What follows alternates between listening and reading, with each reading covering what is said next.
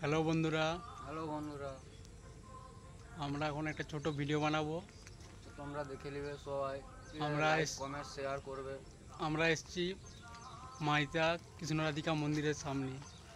মন্দিরটা দেখতে পাচ্ছ, পেছনে যে মন্দিরটা আছে। তোমরা যদি দেখতে চাও তো আমরা দেখাতে চলেছি শিগগিরই। মন্দিরটা দেখাচ্ছি, দাঁড়াও ব্যাক ক্যামেরায়।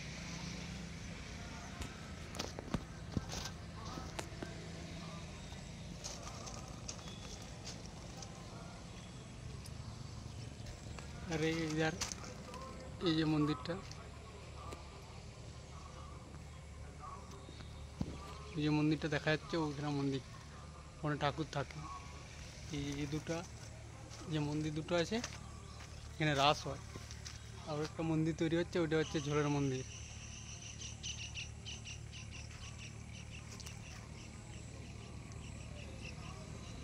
আর এইদিকে যে রাস্তাটা গেছে, এই রাস্তাটা দিয়ে যেত মাইতা বাজার।